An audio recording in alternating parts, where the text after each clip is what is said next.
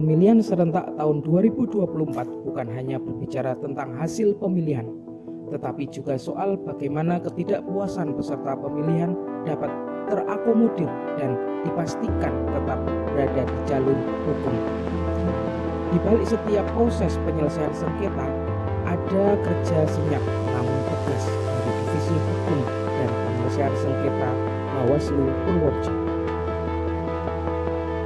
Inilah fungsi penyelesaian sengketa yang diamanatkan kepada Bawaslu dalam mengawal pemilihan serentak 2024. Assalamualaikum warahmatullahi wabarakatuh.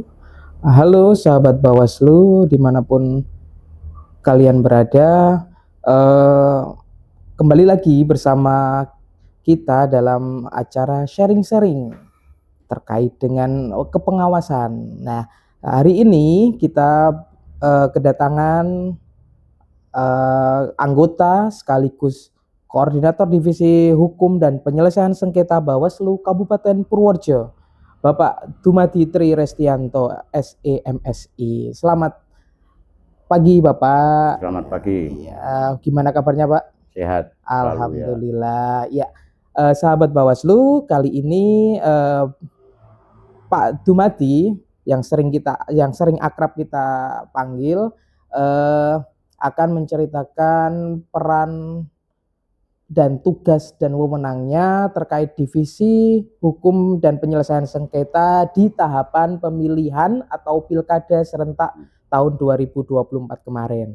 Ya, Pak Dum mungkin bisa diceritakan secara garis besarnya bagaimana peran dan tugasnya penyelesaian sengketa Bawaslu Kabupaten Purworejo di tahapan pemilihan atau Pilkada 2024 kemarin. Terima kasih Mas Delis.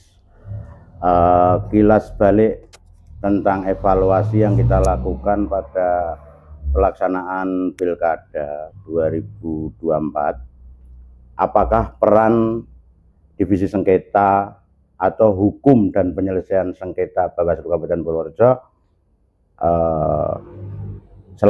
selalu melakukan beberapa langkah yang dilakukan, bukan hanya persoalan langkah-langkah yang berkaitan dengan penyelesaian sengketa proses dan sengketa antar peserta pemilu dengan menghadapi perselisihan hasil pemilihan umum atau pemilihan PHP. Persoalan yang kita hadapi bahwa kita melihat dari satu sisi di mana tidak terjadi sengketa antar peserta pemilu dengan sengketa proses, bahkan di tingkat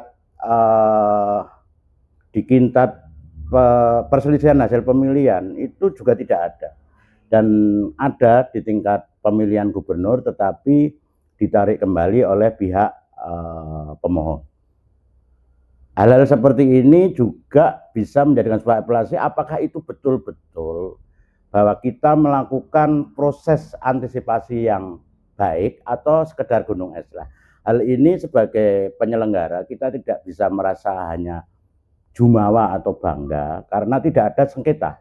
Tapi satu hal yang harus kita katakan, apakah apa yang kita lakukan itu sudah benar secara track record. Jadi pendekatan kolaboratif harus dilakukan bahwa sejak proses tahapan pemilihan kita harus melihat, langsung memetakan bahwa tidak hanya dari sisi yuridis formal dan yuridis saja, sehingga kita bisa memetakan potensi-potensi sengketa yang ada.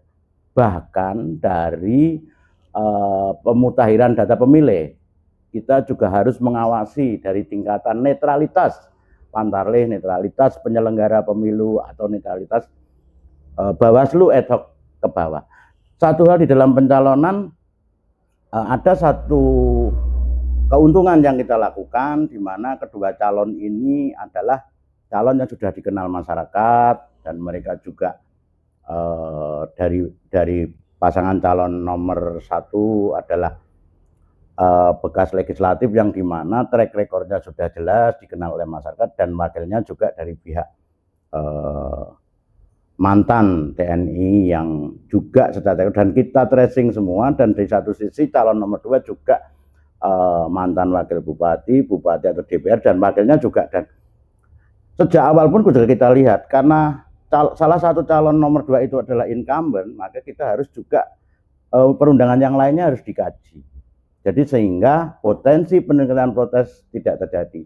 Keuntungan yang kedua, ada irisan dengan pemilu tingkat gubernur, di mana tim pasangan gubernur dan tim pasangan calon bupati itu merupakan irisan, sehingga proses kalau bilang tepos lirom dan sering bertemu, sehingga proses-proses sengketa itu bisa tereliminasi secara alami.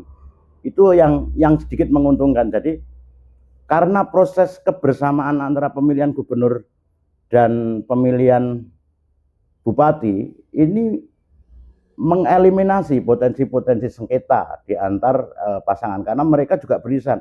Ketika satu sisi mereka berhadapan-hadapan sebagai tim gubernur, tapi juga mereka bersamaan dalam tim kabupaten ataupun sebaliknya. Ini potensi-potensi kekuatan yang semakin mengurangi potensi. Dari sisi kultural juga kita lihat bahwa perkembangan regulasi, bahwa mereka juga tidak